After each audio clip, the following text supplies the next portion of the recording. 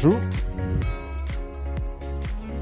Alors, l'objectif pour moi ce matin, c'est effectivement d'introduire le update du jour qui est donc consacré au Future of Media Buying et également, comme vient de le dire Perle, de vous introduire un document que le Hub Institute édite tous les mois, à savoir le Hub Report, qui aura pour thème ce mois-ci Future of Media Buying.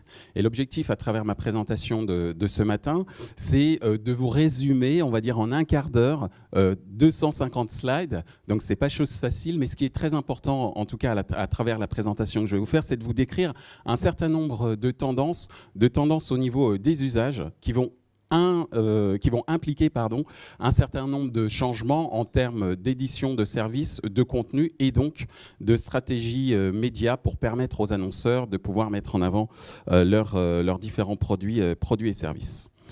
Premier élément extrêmement important à comprendre en termes d'état d'esprit, c'est que la stratégie média rentre dans un cycle qui est la réussite de son marketing digital.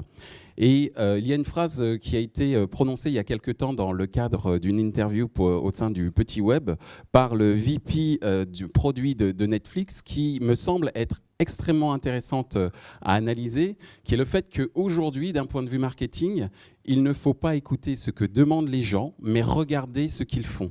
Et effectivement, les usages sont au cœur des réflexions à avoir à terme en termes de stratégie d'achat média, mais également c'est une indication pour savoir où pouvoir trouver les futurs consommateurs, les futurs acheteurs de vos différents produits.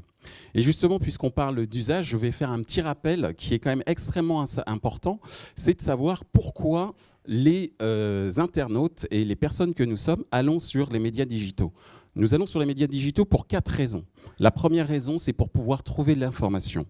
La seconde, c'est de pouvoir communiquer avec les gens qui nous sont proches ou pourquoi pas communiquer avec un certain nombre de marques ou en tout cas un certain nombre d'institutions qui sont on va dire en rapport ou assez proches de nos valeurs. La troisième chose, et c'est une chose qui est souvent un petit peu sous-estimée, c'est la dimension divertissante du média Internet, j'allais dire des médias digitaux au sens large. Et enfin, le dernier point qui a fait la fortune de pas mal d'acteurs sur ce média, ou grâce au digital, c'est le fait de pouvoir acheter. Une fois qu'on a dit ça et une fois qu'on a effectivement évalué les éléments liés à l'usage, quel est le business et quel est l'impact que l'on peut retrouver sur le business et notamment le business publicitaire? L'impact que l'on voit au-delà des aspects search et les autres leviers, là je reprends les chiffres du SRI pour l'année 2014, si on s'intéresse à la publicité display, on remarquera que au-delà des formats classiques qui sont aujourd'hui en perte de vitesse, les 2 leviers de développement aujourd'hui sont les opérations spéciales, plus 3%, on va parler de stabilisation, et surtout, vous le voyez, la vidéo qui compte pour plus 65%, qui compte plus 65% d'investissement sur le digital. Et ça, c'est immanquablement l'explication aussi d'un changement d'usage de la part des personnes, des consommateurs qui vont sur Internet, qui a été plutôt bien compris par les annonceurs. Et notamment cette augmentation de la vidéo, on le voit à travers les différents chiffres qui aujourd'hui sont édités sur le média Internet, notamment le fait que 77% des internautes en France ont regardé au moins une vidéo sur leur écran. L'autre étude aussi intéressante, c'est celle de Médiamétrie qui est apparue au mois de janvier 2015 et qui fait apparaître qu'en moyenne, les foyers français ont 6 écrans dans leur foyer, dans leur maison, et que lorsque un foyer possède une tablette, un ordinateur, un mobile et une télévision, c'est près de 10 écrans qui se trouvent au sein du foyer. Donc typiquement, la vidéo est effectivement extrêmement importante. Elle est d'autant plus importante que 25% du temps passé sur les médias digitaux se fait sur le média vidéo. Et ça a été tellement bien compris que les réseaux sociaux se sont emparés du phénomène. Vous avez certainement dû voir au fur et à mesure que vous lisez les fils d'actualité sur votre Facebook, les fameuses vidéos autoplay de Facebook. Mais c'est également l'arrivée de nouveaux phénomènes tels que Meerkat ou Periscope de Twitter. Que sont ces 2 fonctionnalités? Ces fonctionnalités vont permettre demain à tout à chacun de pouvoir diffuser en direct un certain nombre de programmes vidéo. Ça veut dire quoi ? Imaginez Rio 2016, vous êtes invité par un support à assister aux 100 mètres avec Usain Bolt dans le stade de Rio. Vous êtes équipé de votre smartphone et vous, filmez l'événement en direct. Au-delà des problématiques de droit pour les médias, l'opportunité qui peut se dessiner autour de ce type de nouvel usage ou de nouveaux services, c'est la possibilité effectivement pour les annonceurs d'exploiter des nouvelles sources ou en tout cas des nouveaux leviers de visibilité dans les achats médias. Si je continue avec les réseaux sociaux, ils vont avoir une importance extrêmement forte, ou en tout cas il va y avoir un impact extrêmement fort dans la stratégie d'achat média, puisque en 2014, c'est 2,6 milliards d'euros en Europe qui a été dépensé sur les médias sociaux. On évalue à 4,3 milliards pour l'année pour 2019. L'autre point aussi intéressant par rapport à ces mêmes réseaux sociaux, c'est le fait que les dépenses publicitaires se feront pour un tiers du marché display verra l'investissement sur les réseaux sociaux et notamment Facebook et Twitter. Et donc, une fois que l'on a évoqué ce fait, quelles sont les opportunités pour les médias classiques de pouvoir résister et exister sur le marché publicitaire et comme levier toujours incontournable peut-être dans la stratégie média. Il y a une occasion qui s'offre pour les éditeurs, c'est de pouvoir installer la publicité comme une sorte de service édito-commercial. Souvenez-vous des 4 usages, des 4 piliers d'usage dont j'ai parlé tout à l'heure, et c'est de voir en quoi les médias, au-delà du fait d'apporter des contenus, peuvent apporter des services. En France, il y a déjà des médias qui, depuis longtemps, ont investi sur cette stratégie. C'est le cas du Figaro, qui a fait, il y a certaines années, un certain nombre de choix, comme le fait de racheter des services de type billetterie, des services liés à la météo, qui ont été un moyen pour ce média de développer justement son audience et de développer également sa capacité à proposer des nouvelles opportunités de visibilité pour les annonceurs. Si on parle d'opportunités de visibilité pour les éditeurs classiques, c'est bien sûr l'avènement du native advertising. Si on regarde ce qui se passe aujourd'hui aux États-Unis, c'est 8 marketeurs sur 10 qui utilisent des formats et des articles natifs. On a parlé de la vidéo, c'est déjà 6 marketeurs sur 10 qui utilisent de la photo et de la vidéo. Et cette dimension éditoriale et cette dimension virale va être ou est en train d'être accélérée à travers le fameux mobile, la fameuse année du mobile dont tout le monde parle depuis des années, sans doute aujourd'hui est accélérée par le phénomène des réseaux sociaux dont je parlais tout à l'heure, mais c'est un phénomène qui est un petit peu frustrant d'un point de vue éditeur mobile, puisque lorsque l'on regarde les usages, on voit qu'ils ne sont pas forcément en ligne avec la capacité ou en tout cas la volonté des annonceurs à investir sur ce média. Et il est clair qu'aujourd'hui, si j'ai un message à vous donner, c'est mobile first. Pensez mobile dans, en tout cas, les 2 prochaines années, ou si ce n'est dès aujourd'hui, dans votre stratégie d'achat média, ou même dans votre stratégie d'offre, si vous êtes un média. Il ne faut pas oublier qu'en 2017, c'est donc dans 2 ans, 50% du trafic digital se fera sur mobile. Sur le mobile, qu'est-ce que l'on voit d'ores et déjà ? C'est déjà sur le search, 50% des clics le mobile est à l'origine de 50% des clics que l'on voit sur les liens sponsorisés. C'est également le mobile la possibilité de rentrer dans une nouvelle phase en termes de mise en avant des marques. Par exemple, exploiter les services freemium. Je parlais du divertissement tout à l'heure. Et à l'intérieur de ces services freemium, être d'une certaine manière, en tant qu'annonceur, le financeur de l'expérience utilisateur. Par exemple, dans Candy Crush, ne plus voir des petits bonbons, mais pourquoi pas des modèles de Volkswagen qui s'imbriquent les uns dans les autres. C'est un exemple. Autre point important, il y a eu des succès sur le web, notamment on parle du retargeting. Le mobile, c'est une seule personne. Et donc, en termes de retargeting, beaucoup d'exploitation, en tout cas beaucoup d'opportunités de visibilité et d'efficacité marketing à travers cet usage.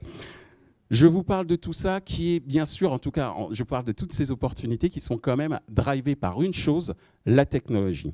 Et on a un vrai problème, c'est qu'en fait, la technologie, aujourd'hui, c'est ce qui, d'une certaine manière, sur le marché publicitaire, aujourd'hui, on fait plus, on donne plus de crédit à l'innovation technologique qu'à l'innovation créative et marketing.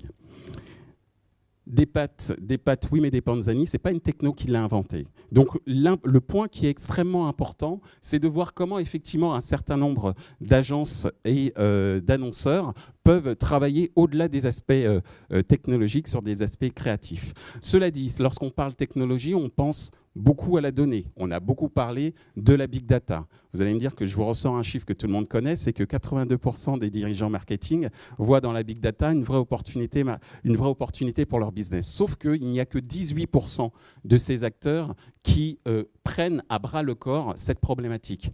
Pourquoi ? Parce qu'on a affaire à aussi des organisations qui n'ont peut-être pas de gouvernance pour pouvoir gérer ce type de problématique, ou tout simplement des entreprises qui ne savent pas pourquoi faire, en tout cas à quoi sert cette fameuse big data.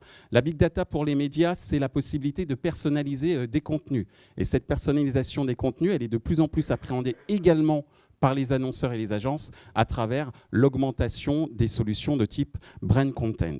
Et en termes de perspective, donc, ça veut dire quoi ? Ça veut dire pour les éditeurs la possibilité de développer de nouvelles relations avec les annonceurs. Je viens de l'expliquer à travers le brand content. C'est aussi la possibilité à travers des outils tels que le programmatique de travailler de plus en plus sur ce qu'on appelle les private deals. C'est la possibilité aussi, ou en tout cas la nécessité pour les régies, de faire face au déclin structurel des médias et non plus seulement d'être un centre de profit à travers des espaces publicitaires à vendre, mais également un espace de profit, ou en tout cas un centre de profit pour permettre aux annonceurs de trouver des solutions médias, mais également hors médias. Pour les annonceurs, c'est une volonté ou en tout cas une opportunité d'un point de vue technologique de pouvoir internaliser un certain nombre de fonctionnalités telles que le programmatique, comme ça a été fait il y a quelques années à travers l'achat de mots-clés, puis qui a été de plus en plus utilisé par les annonceurs en direct. C'est pour les agences médias une dimension moins industrielle et de plus en plus sur mesure, et également pour ces agences médias de proposer de plus en plus de conseils et d'innovation et de différenciation pour les annonceurs. Et enfin, si je dois parler en termes de tendance, on vient de le dire, le programmatique de plus en plus important, Air France qui a internalisé son programmatique, mais HP qui se pose la même question au niveau mondial. C'est également pour les marques la volonté de pouvoir rentrer de plus en plus dans la vie des gens, comme dit Xavier Romatet de chez Condé Nast. Et un exemple ici, c'est la possibilité pour Unilever de proposer un programme sur un téléphone mobile à un certain nombre de personnes au niveau de l'Inde et de pouvoir susciter bien sûr du divertissement et de pouvoir par la même occasion diffuser les produits publicitaires ou en tout cas de diffuser des publicités liées à leurs produits.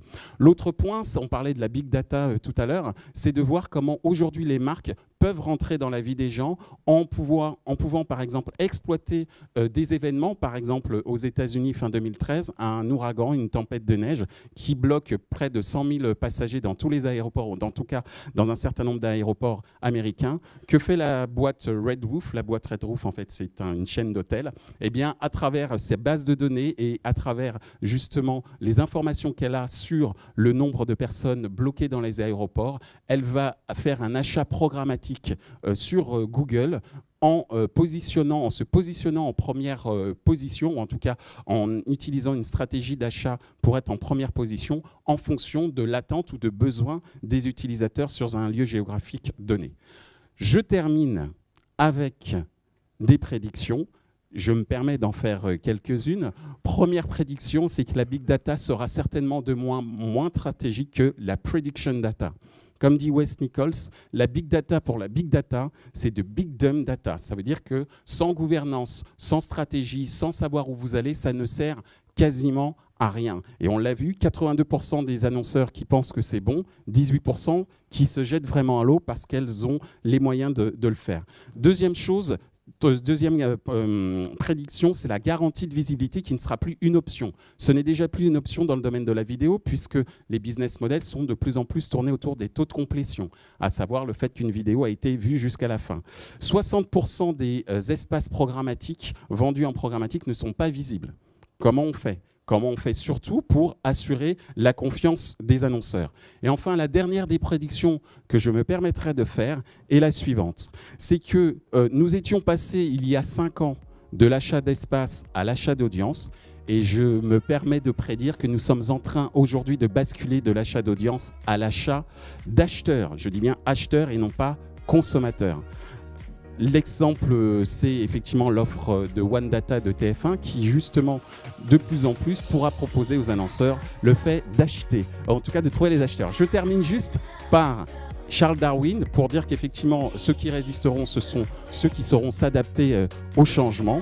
Et je suis à votre disposition, en tout cas, vous aurez à votre disposition le Hub Report Future of Media Buying pour pouvoir gérer au mieux ce changement. Et je suis à votre disposition également pour effectuer quelques formations sur le sujet. Merci.